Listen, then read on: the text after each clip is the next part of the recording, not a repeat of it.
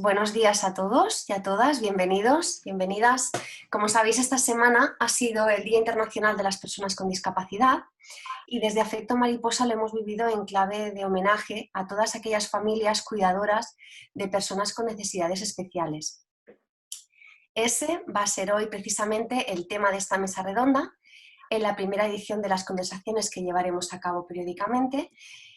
Y hoy tenemos el gusto y el honor de contar con la participación de tres grandes padres y madres luchadores, quienes desde su profesión y proyectos que ayudan a transformar las realidades más difíciles para las familias que vivimos la discapacidad. Por último, quisiera pedir que todo el mundo silencie sus micros, a fin de poder seguir la conversación sin interferencias, y os animamos a ir exponiendo vuestras dudas y preguntas a través del chat. El equipo de Afecto Mariposa las iremos recopilando y os daremos respuesta al finalizar la mesa. Asimismo, si queréis recibir información sobre las actividades que iremos realizando desde Afecto Mariposa, puedes dejar tu dirección de correo electrónico también en el chat y así nosotros podremos disponer de esa dirección y haceros llegar toda nuestra información. Ahora sí, damos la palabra a Gonzalo Bermejo. Muchísimas gracias, disfrutadlo mucho y Gonzalo, cuando quieras. Pues muchas gracias, buenos días. Y bueno, quería primero agradeceros a Monse, Marta, a Ángels y bueno, y a todas las familias que lleváis muchos meses trabajando muy duro para que Afecto Mariposa sea hoy una realidad y bueno, que estoy convencido, seguro que nos va a ayudar un montón a las familias, ¿no? Y bueno, permitidme que me presente, sobre todo para los que no me conozcáis, soy Gonzalo Bermejo, tengo dos niñas y la mayor de ellas, Carlota, tiene 14 años, pues tiene una enfermedad rara de origen genético que se llama SYNGAP1 y bueno, actualmente solo hay 27 casos diagnosticados en España y hace poco más de un añito pues algunas familias decidimos dar un paso adelante y formar la asociación SYNGAP1 España, de la que soy el presidente. Y luego en paralelo también tuve la suerte hace ya pues más tiempo, ahora unos 5 o 6 años, que me certifiqué como coach en la Escuela Europea de Coaching. Y bueno, desde ese doble rol, digamos, de coach y de padre de una niña con necesidades especiales, bueno, pues trato de echar una mano, de ayudar y apoyar a las familias que a lo mejor pueden estar en una situación parecida a la mía, ¿no? Y bueno, es un placer poder participar hoy y moderar esta primera mesa redonda de Afecto Mariposa en formato online y poder charlar con dos pedazos madres como Silvina y Raquel, a las que, bueno, cedo la palabra también para que se puedan presentar. Así que, no sé, si Silvina, por ejemplo, empiezas tú. Bueno, muchas gracias también a Afecto Mariposa. Enhorabuena por esta iniciativa a la que me he querido sumar inmediatamente porque creo que nos hace mucha falta una red de estas características que nos dé ilusión y cobertura y redes de apoyo mutuo para esta lucha que tenemos en nuestra vida, en la que juntas siempre será mejor. Así que gracias por invitarme a participar en este proyecto. Y bueno, pues en mi caso soy mamá de un niño con parálisis cerebral, se llama Gabriel, tiene 17 años y bueno, empezó su andadura como un gran prematuro. Así que cuando nació, pues estábamos un poco, digamos, abiertos a todo, porque nos decían, pues los prematuros, pues no se puede anticipar nada, puede evolucionar con muchos problemas o simplemente yendo más despacito y un poquito más, digamos, con un cierto retraso con respecto a los de su edad, pero sin ningún tipo de secuela. Y bueno, pues el caso de Gaby fue un desarrollo de sus primeros días de vida muy complicado, o sea que es que desde su llegada a nuestra vida está luchándola, pero fuerte y a por todas, y nada, y nosotros acompañándole porque es él el que tira de todo. Muy bien, pues muchas gracias, Silvina. Raquel, ¿nos cuentas tú? Sí, buenos días. Lo primero, dar las gracias a Afecto Mariposa, a Ángels, a Monse, a Marta y también a Gonzalo por moderar este encuentro. Y bueno, es un placer para mí estar aquí, la verdad, que hayáis querido contar conmigo. Yo soy Raquel, soy la persona que está detrás del proyecto que se llama Mamá Extraordinaria. Yo soy madre de 3 hijos, el tercero de ellos, el pequeño, tiene 3 años y medio y tiene síndrome de Down. Y es el motivo por el cual me ha llevado un poco a crear este proyecto, ¿no? en el que visibilizo y normalizo el síndrome de Down, sobre todo dirigido un poco a la primera infancia, ¿no? A las mujeres que están embarazadas, a las madres que acaban de tener un hijo con esta característica genética. Y bueno, en la fase en la que me encuentro ahora mismo, que es un poco en la fase de atención temprana, también tengo esa experiencia con otra de mis hijas, que aunque no tiene discapacidad, tiene muchas dificultades de aprendizaje y también tenemos un poco de experiencia en ese sentido, ¿no? Estoy colaborando también con un proyecto europeo que se llama UE for Trisomy 21, que también va en esta línea de visibilización del síndrome de Down. Y bueno, la verdad es que bueno, pues creo que un poco lo que hablábamos el otro día en la reunión preparatoria, ¿no? Que juntos llegamos más lejos en todo esto, aunque cada uno tengamos nuestras circunstancias. Y yo desde mi proyecto, cada uno desde el vuestro, al final son muchas cosas las que nos unen y al final todos apostamos por esa inclusión de nuestros hijos y esa convivencia, ¿no? en la sociedad. O sea que gracias. Menudo proyectazo tienes en manos. Sí.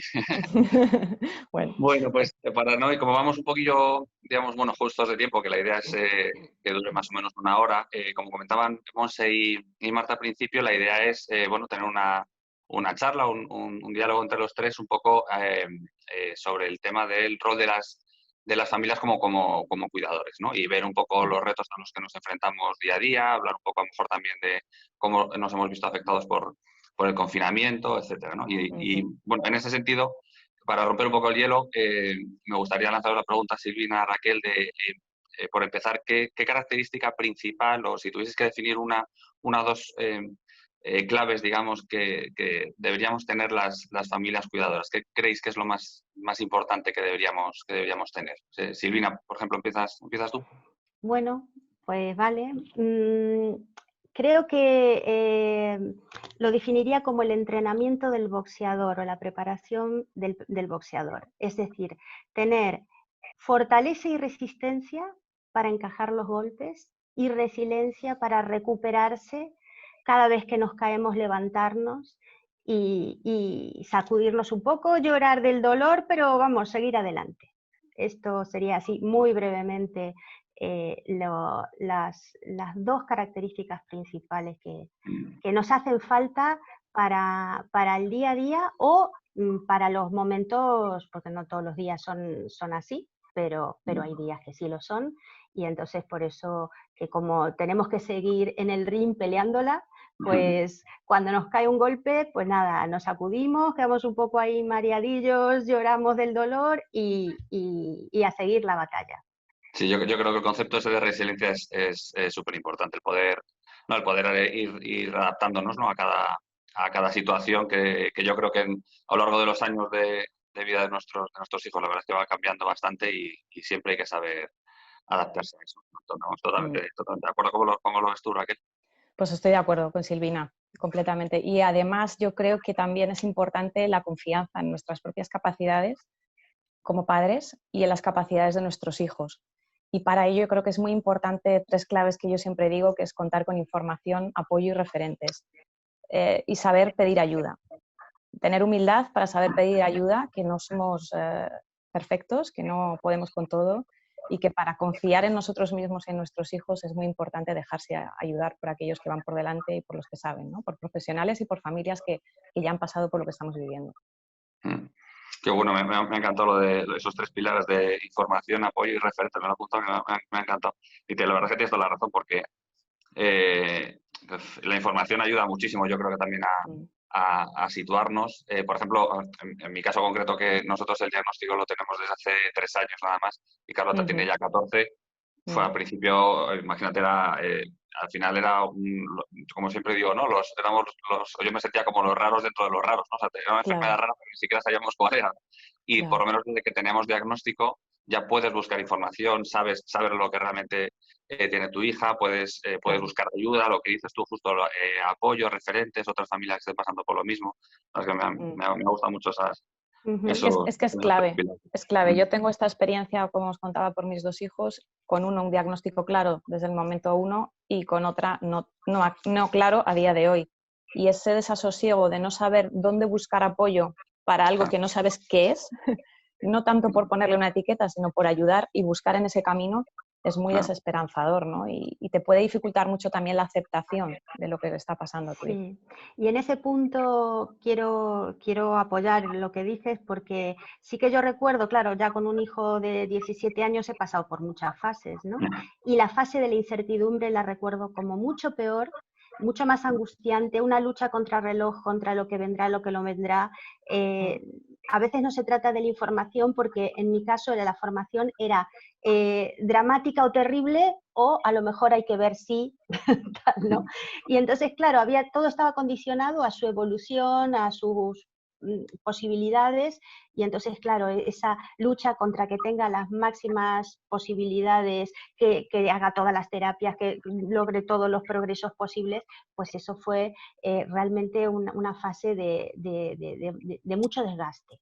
Y el estar en esa situación de decir, bueno, ya estamos en lo que estamos y ahora toca mejorar en el punto en el que estamos y desde lo que ya sabemos que somos.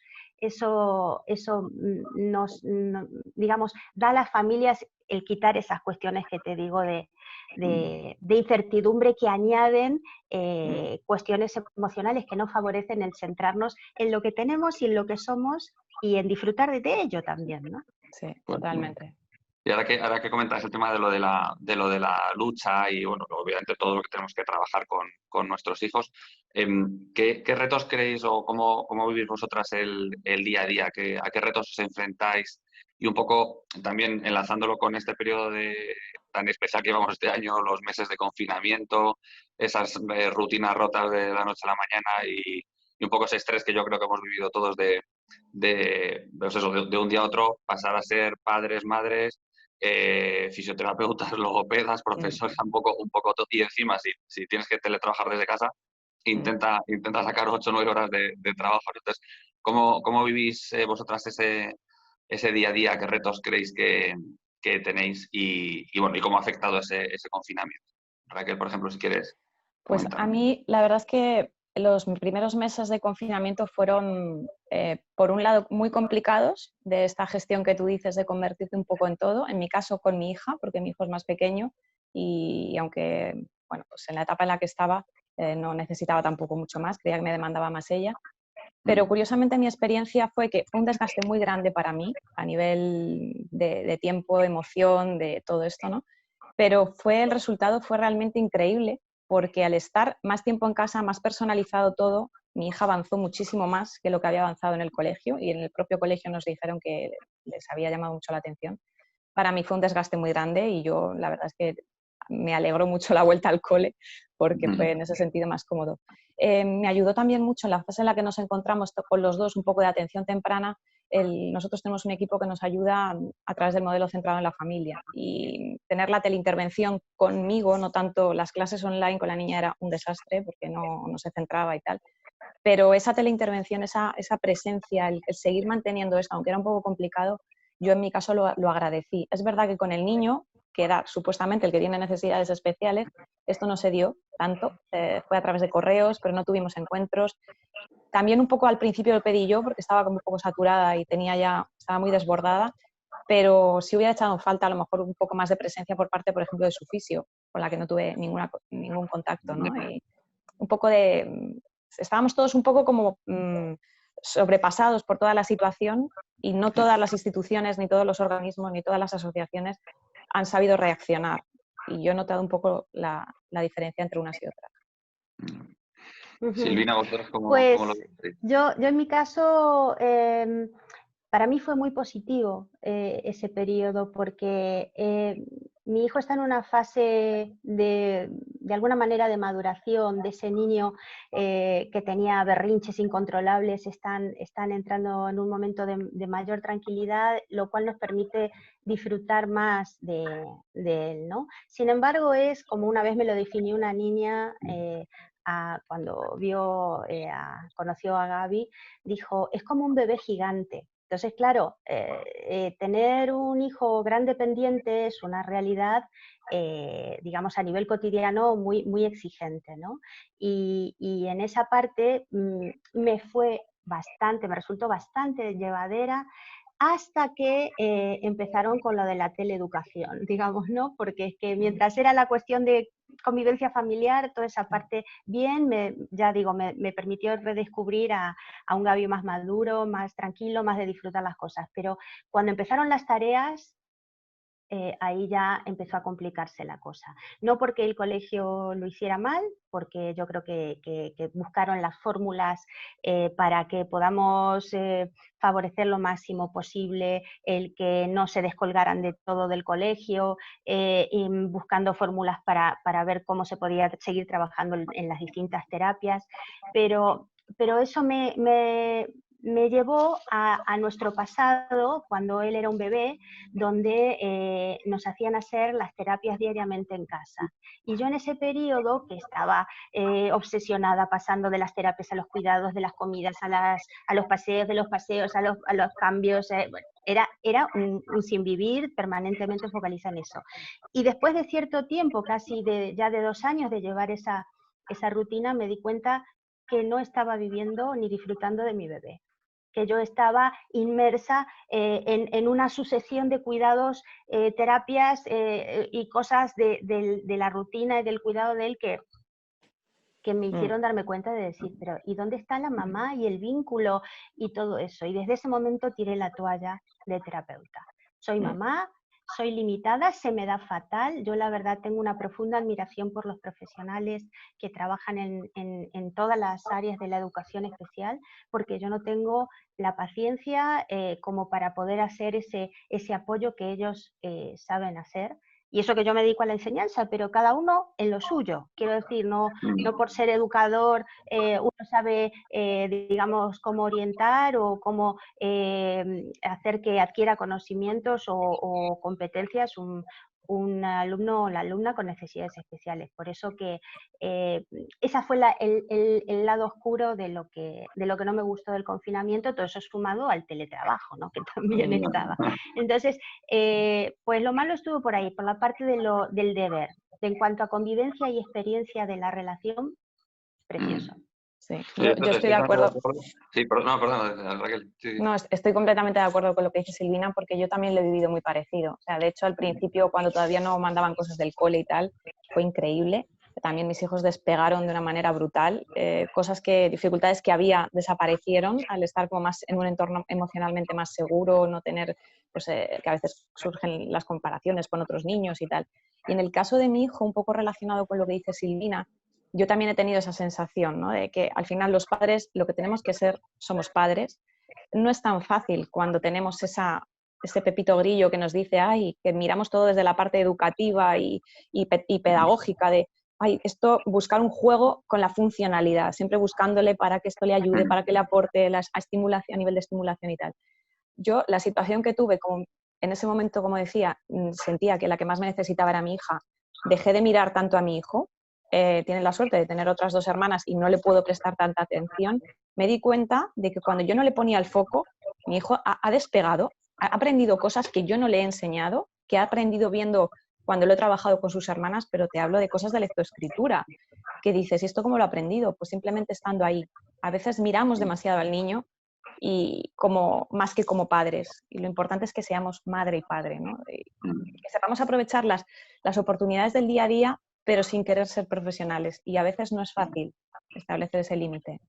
Yo me acuerdo hace muchos años que, estoy totalmente de acuerdo con vosotras. Yo tenía esa sensación que también los terapeutas, siempre recuerdo, decían, bueno, es que, yo qué sé, si le llevas al niño o a la niña a peda o al fisio, lo que sea, no, pero es que, bueno, esto es un trabajo aquí de media hora, 3/4, pero aquí lo importante es que vosotros en casa todos los días trabajéis un montón de horas con la niña y tal. Y claro, al principio, obviamente, tú haces caso a todo el mundo y yo recuerdo que eso que pasábamos las tardes con Carlota, venga a trabajar y a trabajar y a trabajar, y llegando a puntos un poco eso de frustración, porque a lo mejor la niña no conseguía los objetivos que se supone que tenía que conseguir y tal, y a mí sí me costó tiempo darme cuenta un poco de ese balance de trabajo, pero también disfrute, o sea, que no es todo trabajo, también hay que valorar hasta dónde crees que puede llegar, yo creo que tu hijo o tu hija, un poco para ir trabajando en ese camino con esas metas,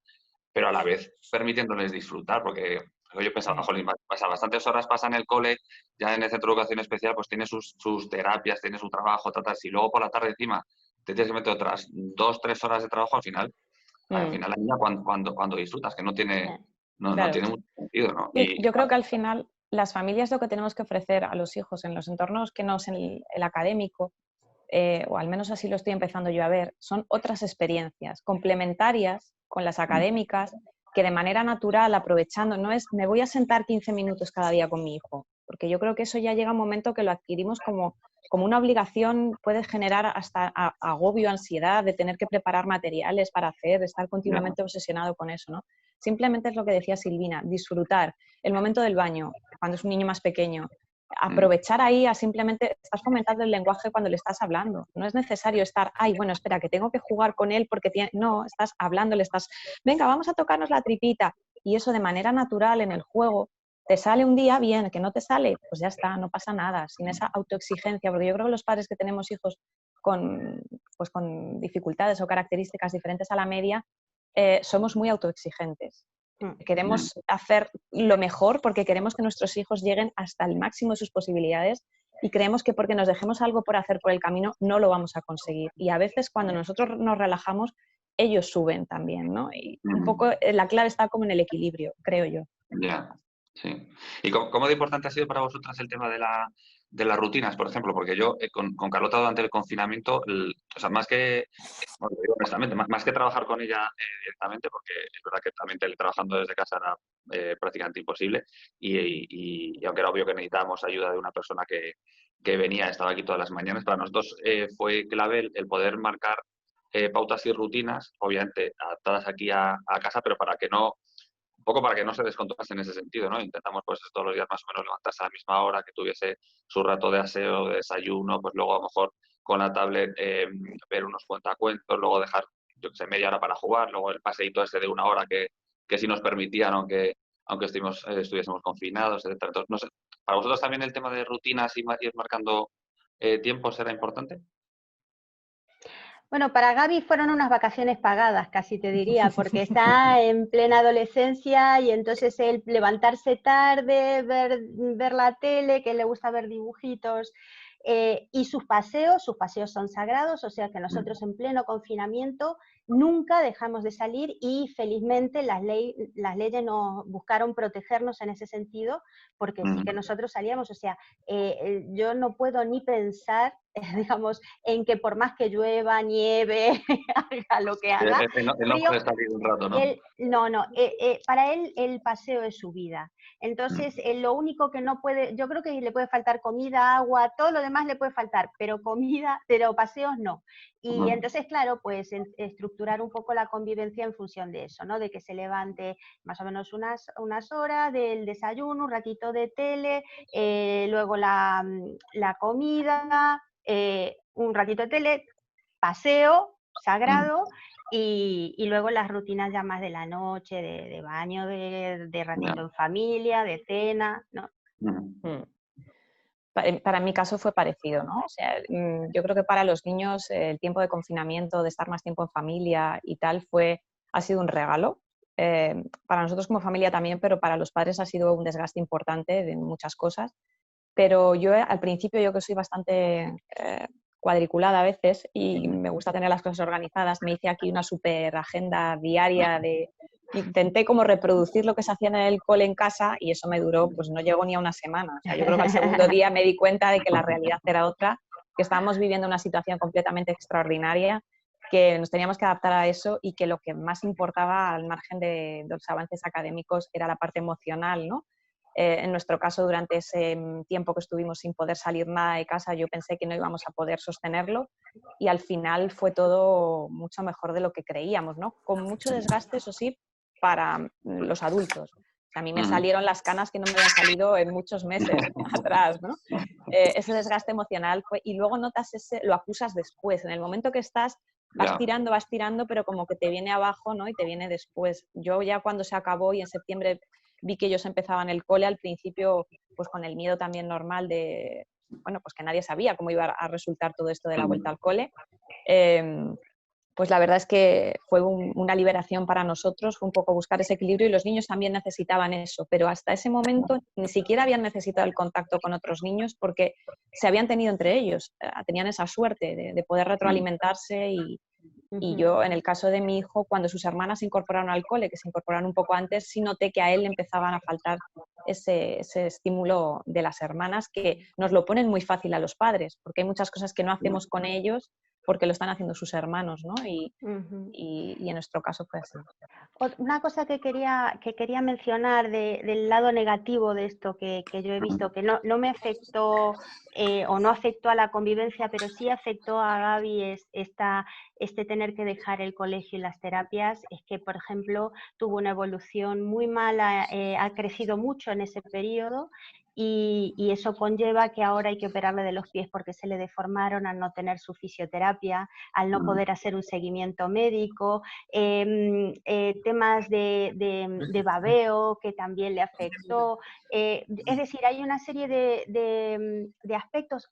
Cuando volvió al colegio, no aceptar la estructuración de la actividad, las normas, el tener que trabajar. O sea, hubo retrasos como a todos los niveles, de conducta, de cuestiones de logopedia, de fisio. O sea, esto ha traído para muchos de nuestros hijos problemas muy serios, porque Es que, hombre, es que ha sido un parón seco claro, de muchos meses en la evolución. Claro. sí, ha sido o deterioro, como por ejemplo el caso de los pies, que ahora conlleva que a lo mejor si se hubieran podido hacer una fisioterapia con unas férulas, con menos, digamos, descuido por parte de traumatología, se hubiera podido, no sé si evitar o postergar la operación.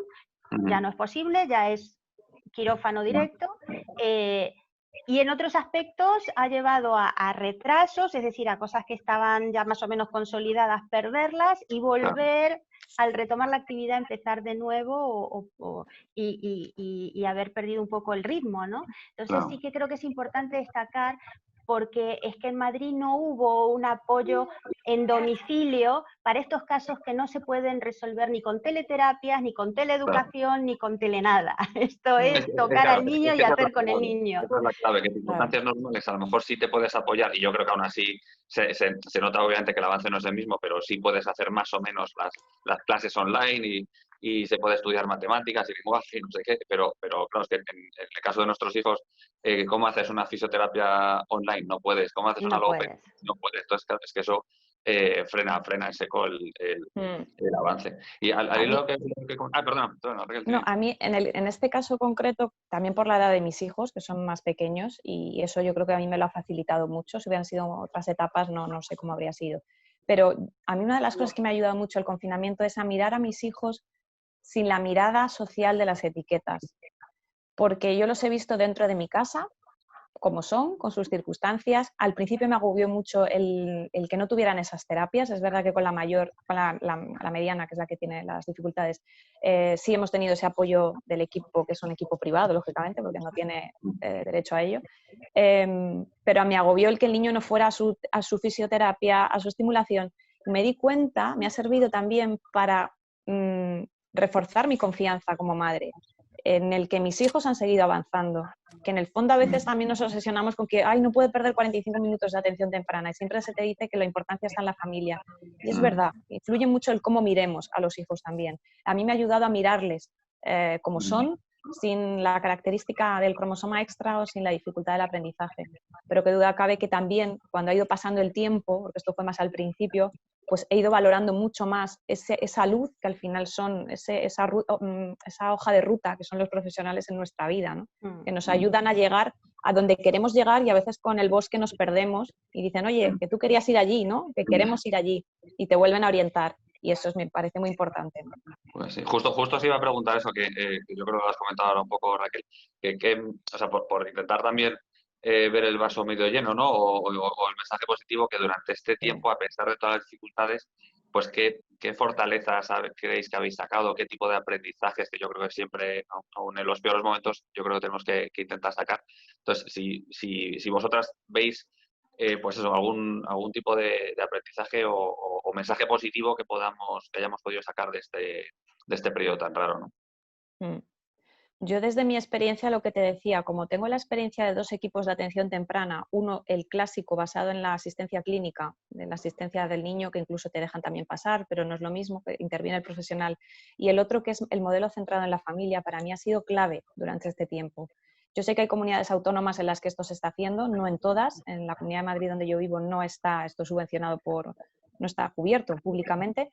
Y yo he notado un antes y un después, porque además yo con mi hija también he tenido la experiencia de un equipo de atención temprana anterior, clásico, de llevar a la niña y salir, y el que te acompañen en la familia, el que vean las necesidades de la familia en el día a día, que sepamos que marquemos los objetivos juntos, a mí eso me ha ayudado mucho. Y eso es lo que a mí me ha servido también para decir, ojalá esto fuera para todas las familias del mundo, que lo pudiéramos tener de manera pública, que las administraciones públicas costearan este tipo de atención temprana, que se acompañara a las familias en los entornos naturales, en la propia familia, en las actividades de ocio, ¿no? Y esas fortalezas, un poco lo que te decía, el sentirnos más capaces nosotros, pero con el acompañamiento de los profesionales. Y creo que ha sido una experiencia difícil, pero muy positiva. Yo creo que de todo se saca y para mí ha sido muy positivo. Y como comentabas antes, Raquel, yo creo también incluso que nuestros propios hijos nos han sorprendido, ¿no? Positivamente. A pesar de, pues, de todos los retrocesos que también comentaba Silvina, que en el caso de Carlota han sido obvios desde el punto de vista sobre todo físico, motor, que se le ha notado bastante. Pero luego el hecho de, o sea, si nosotros al principio decíamos que nosotros como familias una de las características principales debería ser la resiliencia, que yo creo que los primeros que son resilientes en casa son los niños, son los enanos, totalmente. Son los que mejor se adaptan. Y a mí en mi caso, por ejemplo, me sorprendió muy gratamente cómo Carlota empezó a habituarse a las rutinas nuevas en casa, de estar todos los días en casa, a lo mejor solo poder salir una hora, etcétera, y lo llevó, entre comillas, sorprendentemente bien, ¿no? Entonces, nos han dado una... visto. Ay, perdona, Raquel, perdona. No, que nos han dado una lección a todos los niños durante todo este tiempo, de capacidad de adaptación, de autocontrol, porque van con las mascarillas y no se las quitan, y ves a muchos adultos que se las quitan. Los niños les están dando una lección muy grande a los adultos. Sí. Y yo incido especialmente en eso porque es que, por ejemplo, Gaby es una persona que cuando tiene un berrinche se arranca las gafas, se arranca el implante porque usa un implante. O sea, fue decirle con la mascarilla, hay que salir con esto. Si te lo quitas, se acabó el paseo. Pues nunca más se lo quitó. O sea, es una maravilla. O sea, él tiene muchos problemas para respetar las normas. Pues fijaros para lo que quiere, digamos, cómo las incorpora perfectamente.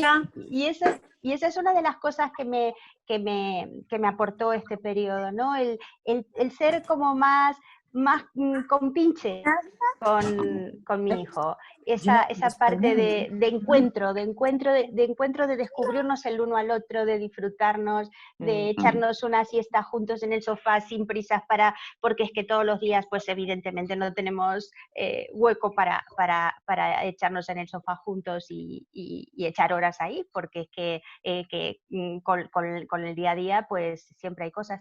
Y sí que yo no tengo terapia centrada en la familia, digamos al estilo de la intervención de atención temprana, pero lo que sí me aportó el equipo docente del Colegio de Educación Especial, que va Gaby, que es ATEMPACE, que es especializado en parálisis cerebral, es guía y acompañamiento en ese proceso para cómo, digamos, ir regulando las cosas que iban surgiendo en el día a día. Y en ese punto, por ejemplo, él es un adolescente, está teniendo una evolución, digamos, en su desarrollo hormonal, en su crecimiento más de convertirse en un hombrecito, y entonces en esos aspectos siempre estar un poco con ese, como tú decías Raquel, con esa hoja de ruta que nos va orientando, ¿y cómo hago con esto? ¿Y con estas reacciones o con estas conductas?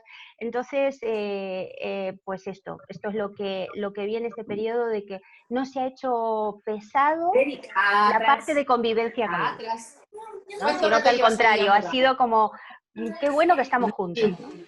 Sí, esa es la clave. Yo creo que a todas las familias, tengamos hijos con dificultades, con discapacidad o no, yo creo que la clave ha sido que se nos ha brindado la oportunidad de hacer familia, y esto se lo oyes a muchísima gente.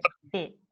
Los horarios en los trabajos han cambiado, mucha gente ha tenido también situaciones de ERTE y hasta de eso le han sacado lo positivo, de decir, me he quedado sin trabajo, pero estoy con mis hijos, no sé cómo lo habría hecho si hubiera estado trabajando. O sea, la clave al final ha sido hacer familia. Y eso nos enriquece a todos, ¿no? Porque al final es la parte que necesitamos y es el motor que mueve el mundo. Sí, una vez uno de los médicos que atendía a Gaby me dijo, el principal patrimonio que tienen estos niños son sus familias.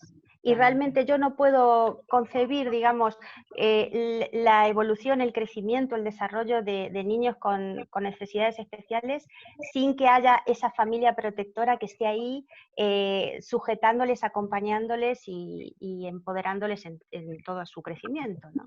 Desde luego.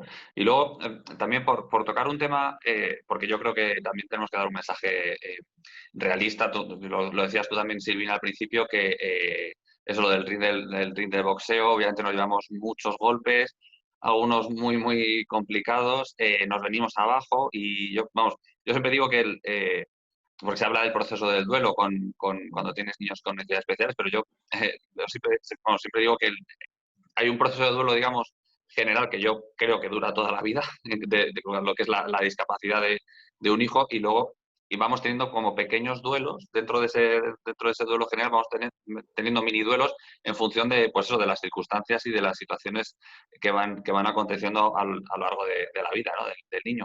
Y indudablemente yo creo que muchas veces nos venimos abajo y hace falta llorar y bueno, iba a decir una palabra, vamos, te cabreas con la vida, o sea, que también nosotros obviamente necesitamos ayuda, ¿no? Entonces, en ese sentido, comentabas tú el otro día, Silvina, en la reunión preparatoria que tuvimos una pregunta que me gustó mucho y que te lanzo ahora, es ese, como llamabas tú, kit de emergencia emocional. El kit de emergencia. Cuando nos venimos abajo, que parece que ya no, que estamos tocando fondo, si tuviésemos así un botiquín mágico que pudiésemos abrir y coger un par de cosas, o sea, ¿qué querías tú? ¿Dónde te apoyas tú en esos momentos? Bueno, pues yo creo que lo que dije al principio, antes de conectarnos, les dije al equipo y al proyecto de Afecto Mariposa, es gracias por dar esta oportunidad y yo encantada de estar aquí. ¿Por qué?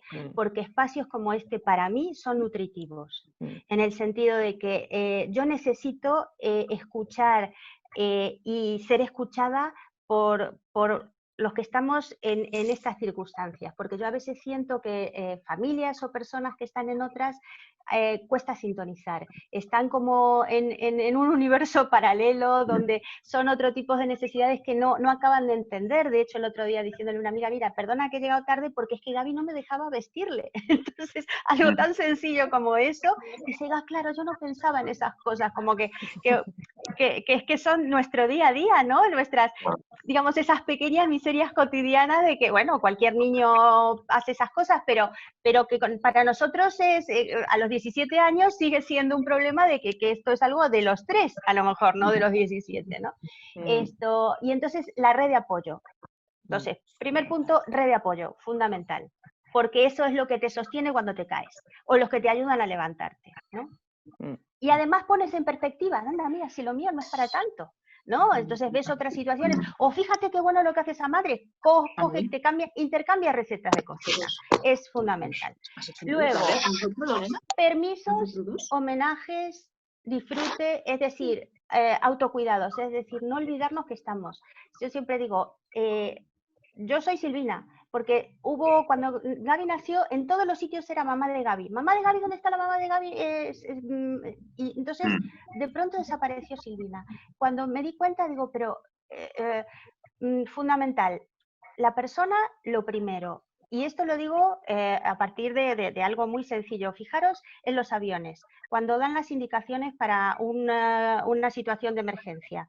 Ponerse la mascarilla, primero a la madre y después a los hijos. ¿Por qué? Porque si la persona capaz de asumir el cuidado de otro no está bien, no puede cuidar al otro. Por eso que es fundamental. El pilar del cuidado es el cuidador o la cuidadora o los cuidadores. Porque es que si no... El dejarte cuidar a ti mismo también, ¿no? Y el permitirte también Fundamental. disfrutar O sea que tiempo, etcétera. hay que estar, digamos, atentos a nuestras necesidades, escuchar cómo estamos, qué nos hace falta y darnos nuestros momentos, porque si no podemos estar atentos a lo que necesitamos, malamente vamos a poder sostener y cuidar a otro, ¿no? Entonces la importancia del yo. Y luego también otra cosa que para mí es muy importante no es el kit solo de emergencia, sino el kit de mantenimiento. Es decir, lo del día a día. Porque las emergencias, pues, es saber, bueno, responder en un momento, pero el día a día, para mí, la clave es mindfulness. El mindfulness a mí me asentó, me quitó la ansiedad, me empezó a ayudar a controlar cantidad de emociones que están desbordadas y a flor de piel en situaciones de maternidad o paternidad atípicas como los que tenemos nosotros, donde pues hablando con otras madres, las recetas de los casos típicos muchas veces no encajan con los nuestros, y entonces lo que yo digo es el control de creencias, es decir, todas esas ideas que son recurrentes en nuestras cabezas y que en nuestros casos de maternidad, paternidad, no podemos darles lugar en nuestras cabezas, porque son nocivas. Ejemplo, el futuro. El futuro nos genera mucha angustia. Entonces, sobre las cuestiones del futuro hay que decir, cuando tenga que cruzar ese puente ya lo cruzaré, pero no ponernos en futuros catastrofistas. Sobre todo el futuro a largo plazo es muy complicado porque es totalmente impredecible. Claro, que uno ya tiene una edad y empieza a decir, yo no viviré toda la vida, ¿qué va a ser de mí después cuando yo no esté? Todas esas cosas hay que tenerlas muy, muy, muy controladitas. Y luego la última ya es lo que podría haber sido y no fue. Por ejemplo, mi hijo ahora tendría que estar preparándose para la selectividad. Yeah. Y entonces no hay que pensar en esas cosas, porque es que la vida que él tiene es la que él tiene y esos pensamientos no favorecen para nada, digamos, el que yo pueda estar valorando lo que él es, lo que él se esfuerza, lo que él logra, que es lo que en definitiva importa, y que podamos disfrutarnos el uno al otro. Mira, yo recuerdo que uno de los neurólogos de Carlota, obviamente no es, entiendo que no es aplicable a todos los casos, pero a lo mejor en algunos sí. Yo sentía esa frustración y ese agobio por lo que dices tú, porque en el fondo, claro, tú como padre sabes lo que, entre comillas, está perdiendo tu hija por sus características especiales, ¿no? Pero recuerdo que ese neurólogo, con toda la tranquilidad del mundo, nos dijo, o sea, olvídate de eso, no sufras por eso, porque tu hija, digamos, vive en su mundo y no tiene con qué comparar. O sea, ella no sabe qué se está perdiendo. Hablo en el caso concreto de Carlota, que obviamente sé que no es aplicable a todos los casos, pero seguramente en algunos sí, ¿no? Entonces, si ese es el caso, yo ese consejo sí lo daría, ¿no? Esa frustración la tenemos nosotros como padres porque nosotros sí sabemos lo que podemos comparar y sí sabemos lo que se están perdiendo, pero ellos o Carlota en este caso no. Entonces, vamos a centrarnos en hacerla feliz en su mundo, como nos dijo este neurólogo, y olvidaros del resto porque es un sufrimiento que no lleva a ningún sitio, ¿no? Sí, pero además no solo por esa cuestión de, bueno, él no tiene autoconciencia, pero sí por la conciencia que tenemos nosotros y de cómo eso puede afectarnos en su relación y en la aceptación de nuestra vida es fundamental. Por ejemplo, gente de su edad podría estar resolviendo ecuaciones y Gaby, que no tenía pensamiento matemático hasta hace nada, ahora está empezando a clasificar por colores. Y entonces digo, fenomenal, para mí ha pasado la selectividad, ¿sabéis lo que os digo? O sea, que es que él sigue avanzando con sus limitaciones y con sus condiciones, y eso es lo que hay que valorar, digamos, que ellos están ahí currándolo y dándolo todos los días, ¿no?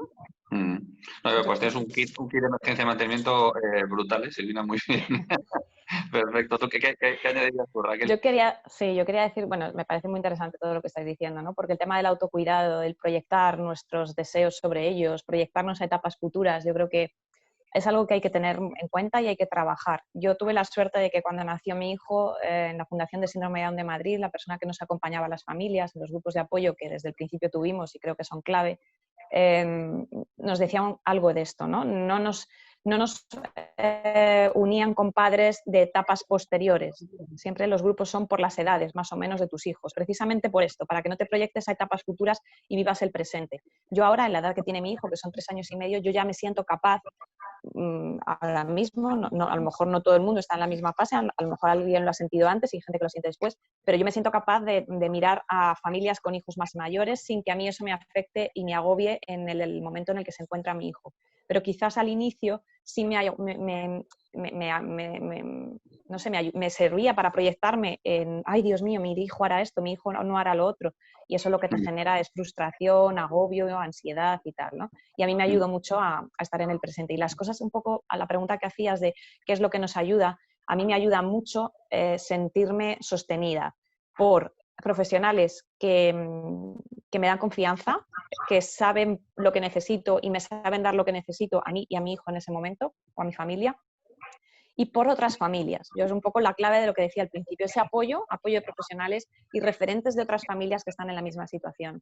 A mí es lo que me ayuda a construir esa red, que es clave, y yo creo que proyectos como este son súper necesarios, que también es lo que yo intento hacer más específico en el síndrome Down con mi proyecto, acompañar a esas familias que están en esa situación, porque es lo que a mí me ayuda a esos momentos difíciles, saber dónde puedes ir, que te ayuden a llevar esa mochila y saber que no eres la única que está llevando esa mochila, que a lo mejor no es igual que la tuya porque todos somos únicos y diferentes, pero que hay personas que llevan mochilas parecidas a ti y que hay profesionales que saben acompañar a gente que estamos en esta situación.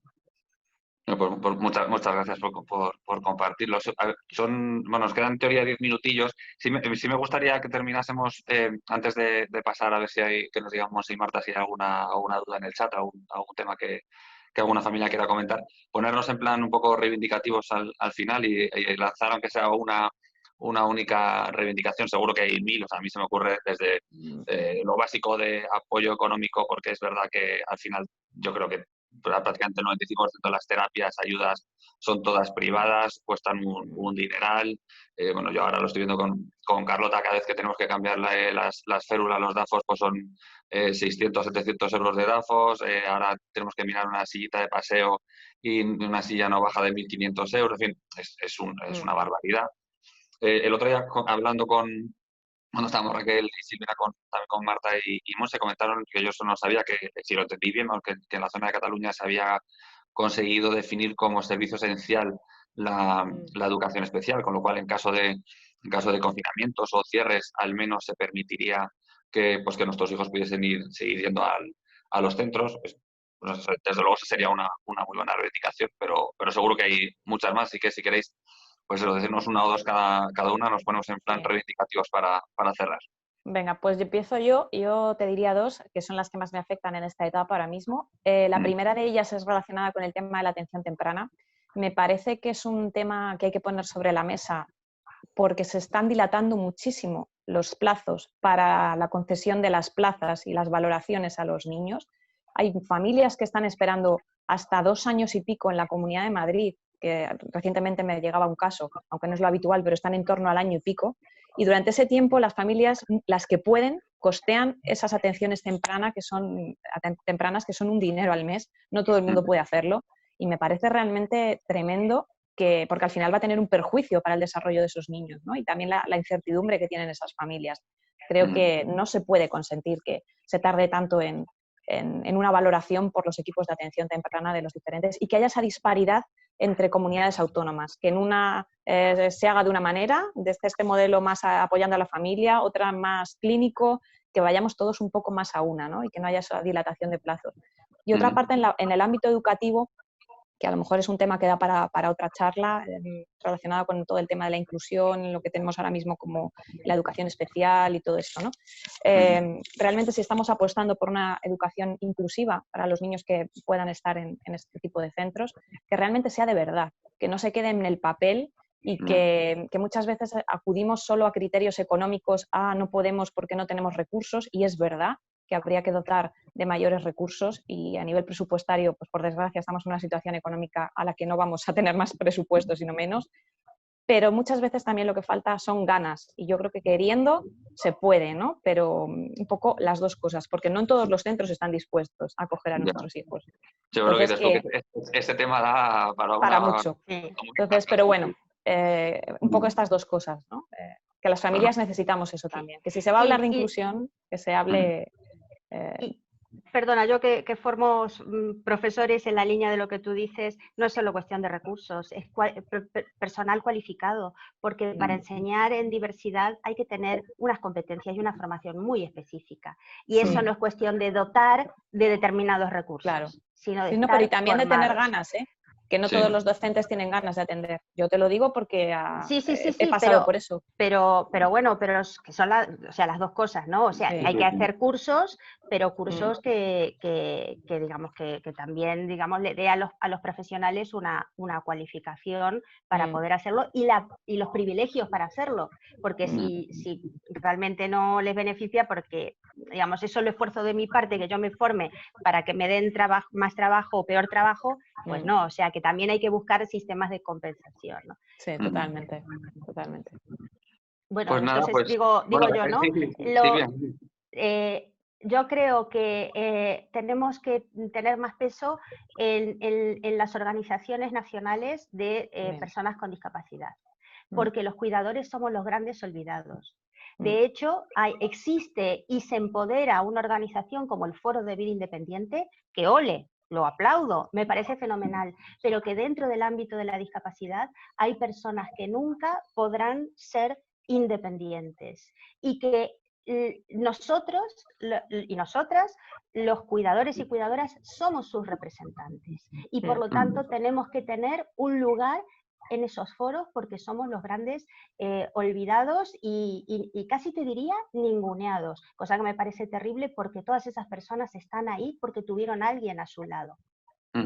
Todos tenemos a alguien a nuestro lado, no los del Foro de Vida Independiente, o sea, todos estamos aquí porque alguien nos trajo y nos ayudó a estar donde estamos, pero no tenernos en cuenta nosotros con las personas dependientes tiene delito, digamos, tiene delito. Y yo creo que también habría que crear una condición para los cuidadores y cuidadoras similar a los privilegios de las personas con discapacidad, porque yo me he visto seriamente condicionada profesionalmente por mi condición de discapacidad, que no poder prepararme una oposición, por ejemplo, no poder hacer carrera académica al nivel de otra gente de mi edad, y que entonces esas cuestiones también tendrían que, digamos, cubrir a las personas como, por ejemplo, no sé si podría ser algo así como existe el libro de familia numerosa, también el libro de familia diversa, podríamos decir, o como quieras llamarlo.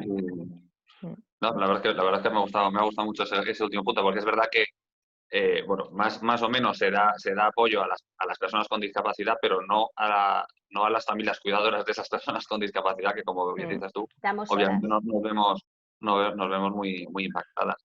Pues me da pena así tener que terminar así, cortar un poco, pero bueno, son más o menos las 11. No sé si Marta y Monse nos podéis decir si ha habido alguna pregunta en el chat, algún comentario, algo que alguna familia quiera comentar para estos últimos minutos. Sí, Gonzalo, pregunta no hay, pero Corín, una de las madres asistentes, quería hacer una aportación. Bienvenida, Corín. Hola, Corín. ¿Me oyéis Hola. bien? Espera. ¿Me oyéis? Sí, se oye. Vale, solo me junto en vuestros comentarios de cuidar al cuidador. Es que para mí fue un descubrimiento totalmente fundamental, pero intentaré ser breve. Muchas mamás aquí saben que no es mi punto fuerte, pero yo creo que a la hora de reivindicar precisamente lo tienen que hacer padres mínimamente sereno, y yo me incluyo en los no serenos. Cuando quieres intentar hacer valer lo que tienes derecho, y lo hablábamos ayer en una reunión que teníamos, y te echas a llorar, ¿no? Es que casi que la reivindicación sería que de entrada no es solo para el niño que hace falta un terapeuta, es para su padre, ¿sabes? Porque tú no puedes ir de amargado para intentar reivindicar derechos para tus hijos. Yo sé que tú piensas, tengo un hijo con dificultades y encima tengo que ser simpático, pues sí, tía. Y porque si no, claro, nadie le gusta ayudar a alguien que está de mala leche totalmente, aunque es totalmente entendible. Por eso, otra vez, yo creo que reivindicar y totalmente, y es algo, pero creo desde dónde lo hacemos, ¿no? Desde la serenidad, desde la simpatía que solo uno puede tener cuando tiene el apoyo emocional que yo reconozco he tenido gracias al grupo que tenemos y las formaciones de Ángels. Yo creo que tenemos que empezar por nosotros, ¿no? Y la voz que queremos hacer correr tiene que ser una voz serena. Esto es lo que Serena quería. y a la vez firme y contundente, yo creo. Porque Ya, pero para poder serlo, Gonzalo, yo creo que hay que hacerlo desde la serenidad, porque si no nos enfadamos, nos amargamos, y yo creo que la firmeza serena puede aportar mucho, pienso, desde mi propia experiencia. Así que, claro, desde el afecto mariposa, yo siento que, como decía, yo me he sentido muy acompañada, en mi caso del autismo, muy, muy acompañada. Y no sé cómo habría hecho sin ella, pero me doy cuenta que la gran pieza que me faltó fue cuidarme a mí, que lo he aprendido ahora gracias a lo que ha sido los premios del afecto mariposa. Nada más. Gracias. Muchas gracias, Corín.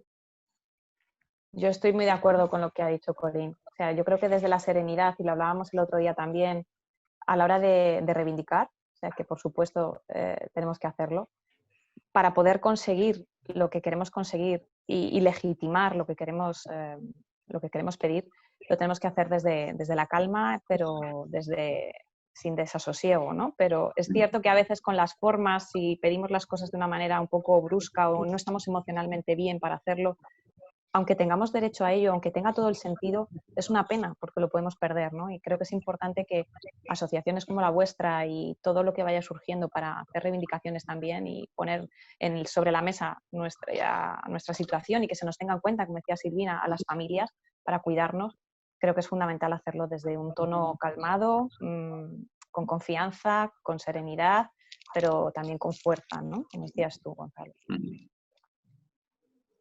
Bueno, por mi parte, sí, por mi no, parte. perdón, no, simplemente te iba a preguntar si había alguna cosa más, pero di, Silvina, claro. Sí, que claro, que la serenidad no solo para reivindicar, sino para el día a día. Porque es que para poder motivar y para poder valorar lo que tenemos, reconocer, poder sobrellevar la mochila que a veces nos pesa o nos resulta más difícil de llevar, pues todo eso tenemos que hacerlo con una cabeza bien amueblada y un corazón que también dé lugar a que tengamos todas las emociones que tengamos. El amor, digamos, es lo que lo sostiene, ¿no? Porque yo siempre digo que mi hijo es mi maestro, pero también es mi digamos, le ha dado un norte a mi vida. No es el norte, sino que le ha dado un norte a mi vida y una orientación muy clara y mucho sentido, y entonces en eso tenemos que estar agradecidos y desde ahí no vivirlo desde la frustración o del resentimiento, ¿no? Totalmente. Pues no sé, Marta, Monse, ¿hay alguna otra cosa que alguna familia quiere comentar? Bueno, o directamente, aunque no lo hayan puesto en el chat, si quieren decirlo, ahora, pues se pueden abrir los micros. O sea que me comenta, no sé si era Marta Monse, de dejar nuestros correos electrónicos, decís, por si alguna familia tenía alguna duda, por supuesto. Vamos, en mi caso es Gonzalo-Bermejo @hotmail.com. Vamos, es sencillo. Y bueno, en Instagram también es fácil encontrarme porque es Gonzalo-Bermejo. No es muy difícil. Así que Raquel, Silvina, si quieres dejar vuestro correo. En mi caso, bueno, no os lo puedo escribir porque desde el móvil no me deja aquí escribir, os lo digo también. Claro. A mí me podéis encontrar en mamaextraordinaria.com. El correo es infomamaextraordinaria@gmail.com. También estoy sobre todo muy activa en Instagram, que es @mamaextraordinaria_ al final. Yo he puesto mi email en el chat, así le podéis copiar, es más práctico, pero bueno, es funes.silvina@gmail.com. Fenomenal, pues nada, obviamente todos dispuestos a echar una mano, a contestar cualquier duda que surja. Así que no sé si eso, bueno, si vamos, ya nos hemos pasado 5 minutillos, pero bueno, que no pasa nada. Obviamente, si alguien tiene algún comentario, quiere decir algo, simplemente que quite el silencio del micro y comentamos lo que haga falta. A mí me gustaría hacer así como un pequeño lazo, ¿no?, de todo lo que hemos estado comentando esta mañana, si me lo permiten. Bueno, claro. Y es el hecho de la importancia, ¿no?, de cómo una vez más nos habéis hecho pensar en la importancia de no querer asumir todos los roles, vigilar con las obsesiones y la autoexigencia hacia nuestros hijos, tengan o no tengan algún tipo de dificultad, ¿eh? Yo creo que esto es un tema ya de ser padre-madre, ¿no?, que siempre queremos que ellos alcancen la luna, ¿no? Y alcanzar la luna no siempre está, ¿eh? Entonces, aceptar nuestros límites como familia cuidadora creo que es muy importante, y ya lo habéis dicho, el centrar nuestros esfuerzos, ¿no?, en querer tomar conciencia del sentir, buscar la oportunidad de hacer familia, que explicaba Raquel, convivir teniendo en cuenta, ¿no?, el aquí, el ahora, el disfrutar sin proyectar hacia futuros que son inciertos, lo decíais Silvina y lo decía Gonzalo también. El atrevernos a dejar fluir, ¿no?, a dejar volar. Eso para mí creo que es súper importante destacarlo, ¿no?, como broche final. Yo tomo mucha buena nota, y espero que el resto también, del kit de emergencia emocional que comentaba Silvina, ¿no?, aplicable a todas las situaciones que podamos vivir a lo largo de nuestra existencia, situaciones difíciles. El kit emocional tiene que estar siempre presente. El escuchar y la importancia de ser escuchados, ¿no?, esa dualidad. La red de apoyo que te sostiene cuando te caes y te ayuda a levantarte, ¿no? No estamos solos. Es que es súper importante saber que en cualquier camino no estás solo y siempre puedes encontrar una mano amiga, alguien que te escuche, alguien con el que tú te puedas expresar y hablar de todo aquello que te inquieta, ¿no? Que no tengamos esa vergüenza de pedir ayuda, que muchas veces también pasa, ¿no? El orgullo que tenemos de yo puedo con todo y quizá Y no, necesitamos, ¿no? Eso es importante también y lo he querido destacar. Y la importancia de no olvidarnos de nosotros mismos, de que hace falta darnos momentos de descanso y delegar, la importancia del delegar, ¿no? Y que por ello es fundamental cuidar del cuidador, el pilar del cuidado de los cuidadores, ¿no? Y que esto sí que ya no solamente es una cosa de cada uno de nosotros, sino que a nivel social deberíamos de tener esa conciencia de cuidar del cuidador y hacer lo posible para saber qué necesitan las familias cuidadoras, en qué socialmente, en qué les podemos ayudar, ¿no? Desde los centros, pues las ganas y la vocación de los profesionales por querer crecer junto con sus alumnos. Desde las administraciones, desde todo lo que son organismos gubernamentales, que son los que marcan los presupuestos, los que marcan las leyes, los que marcan las normativas, que tengan en cuenta cuando hablen de colectivos que no son normalizados, tengan en cuenta esas mesas multidisciplinares, ¿no? De que haya expertos que no tienen por qué tener un título en la pared. Hay muchos padres y muchas madres que no están licenciados en nada, pero tienen una gran carrera y una gran experiencia cuando se trata del cuidado de personas con discapacidad. Entonces, escuchémosles para todos estos proyectos que se tengan que hacer, ¿no? Y desde Afecto Mariposa ahí estaremos para apoyar a todas las familias, para apoyar a todas las asociaciones, fundaciones, porque se trata de ir sumando, de ir llenando entre todos esos huecos a nivel social que poco a poco tenemos que ir abordando sí o sí, porque la convivencia tiene que ser equitativa y los recursos tienen que ser equitativos, ¿no? Y yo con esto me doy por feliz porque creo que ha sido una mañana súper agradable, aunque nos hayamos pasado 10 minutos de la hora. Vamos, has hecho un resumen, yo creo, perfecto. Perfecto. Vamos, que no se podía Creo que Mar quiere decir algo. Perfecto. Sí, Mar, por favor. Sí, mira, yo quería comentar dos cosas, ¿no? Como madre de un hijo con 32 años, yo creo que habéis puesto el punto en lo más importante, que es si la familia y las cuidadoras y cuidadores empiezan a tener fortalezas, ahí podemos tener un tesoro impresionante, porque cuando nosotros y nosotras somos capaces de saber y tener la cabeza bien amueblada y no dejarnos llevar por las emociones, por los estados de ánimo, podemos conseguir todo lo que nuestros hijos necesitan. Unirnos es muy, muy, muy importante.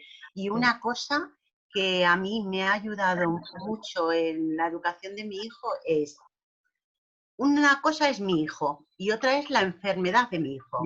Separar la enfermedad de mi hijo. Eso que habéis comentado tanto de que en este confinamiento os habéis dado cuenta, ¿no?, de que no podemos ser profesionales los padres.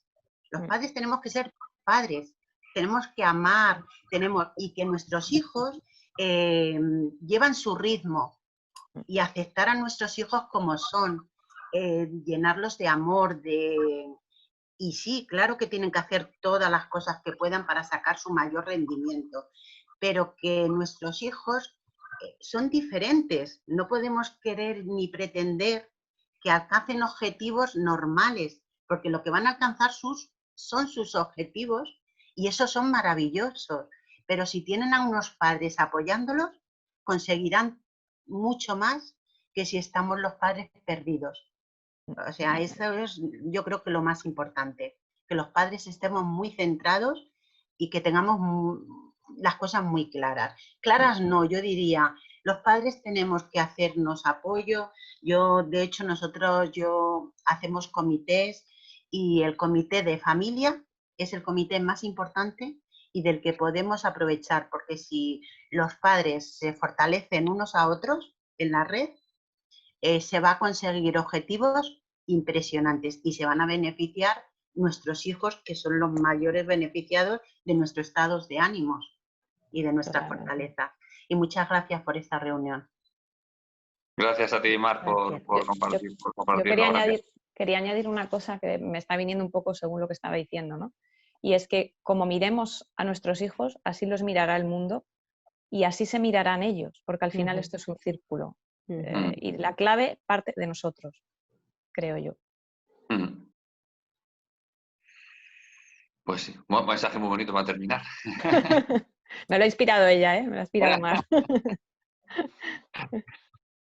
Pues no sé, Monse y Marta, no sé si queréis añadir algo, o si no, damos por finalizada esta primera mesa redonda virtual. Desde el chat solo comentan, bravo, muy bonito, ha sido genial. Pues no podemos decir más, no era la intención del día de hoy, compartir. Gracias yo quiero agradecer a Afecto Mariposa y a esta oportunidad y a todas las mamás y las familias que están aquí, porque me permitís disfrutar de este grupo, que es lo que yo digo, ¿no? Que a mí me da la vida, que son nutritivos para saber que no estamos solas y que estamos recorriendo el camino juntas. Muchas gracias por la oportunidad que nos da. Y que sea la primera de muchas charlas. Sí, yo también. Muchas gracias, luego. de verdad. Es muy necesario esto para seguir caminando, saber que no estamos solos y que entre todos podemos, que se puede y que podemos cuidarnos para poder cuidar entre todos. Eso es. Gracias. Tenemos una persona que no ha puesto el nombre, es Galaxy A40. Dice, quiero deciros una pequeña cosa, y ahora lo ha escrito, ¿no? ¿Me escucháis? ¿Me escucha? Sí. Claro. Sí. Hola, buenas. Me llamo Silvia. Bueno, Silvia. simplemente quería daros las gracias por la reunión, porque bueno, pues nos ha gustado mucho aquí en casa.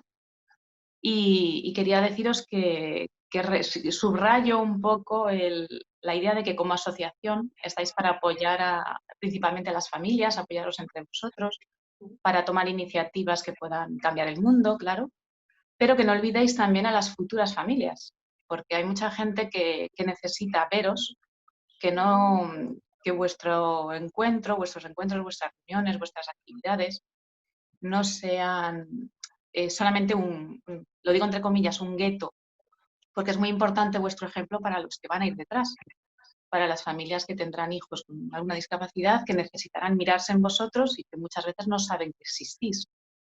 Entonces, que os animamos a que hagáis actividades públicas, a que normalicéis vuestra situación a nivel social, para que públicamente el miedo de muchas familias, de muchos padres que van a tener niños que les anuncian con una discapacidad. Por ejemplo, ahora conocemos un caso cercano que acaba de abortar, porque, bueno, pues no se sentían preparados, tenían mucho miedo para asumir un niño con una discapacidad. Pues realmente cuando se tiene cerca un familiar, un amigo, un ejemplo, se siente uno mucho más fuerte para muchas cosas. Entonces, que no os tengáis solo como referente a vosotros, sino a los futuros, que podemos ser cualquiera en cualquier momento. Así que muchísimas gracias por vuestra labor. Compartimos contigo esa idea, no lo dudes. Gracias. Tengo que decir que yo no sabía, es mi hermana. Yo no sabía que estaba aquí. Me ha dejado sorprendida. Bueno, no, da en el punto, porque esa es una de las bases de nuestra existencia, la normalización y la existencia de una sociedad compatible con todo tipo de capacidad y de diferencia. Así que estamos completamente en sintonía. Agradeceros ya. Si me escucháis todavía, ya que mi hermana me ha desvelado, aprovecho para explicar, claro, la razón es, yo soy tía de un niño con síndrome de Down y actualmente estoy embarazada. Entonces, mi camino es mucho más fácil que si Álvaro no existiera. Así que eso, que no lo olvidéis. Nos da mucho valor la cercanía de la discapacidad, por difícil que sea. Estás emocionando a tu hermana, ¿eh? Ya Raquel, sí. Es que nuestros niños son mágicos. Nuestros niños son mágicos. Sí. No son ordinarios, son extraordinarios. Así es. Pues nada, gracias a los protagonistas de la mesa de esta mañana. Ha estado súper bien. Los que nos habéis compartido el correo electrónico, recibiréis notificación de próximas actividades, como ya os lo hemos dicho en el chat. Si no, estamos en hola@afectomariposa.com, en donde también podéis poneros en contacto para participar de todas las maneras en las que tenemos propuesta. Muy buenos días para todos, buen fin de semana. Bueno, muchísimas gracias. Un placer. A todos. Gracias a todos. Hasta pronto. Hasta pronto. Muchas gracias. A ti.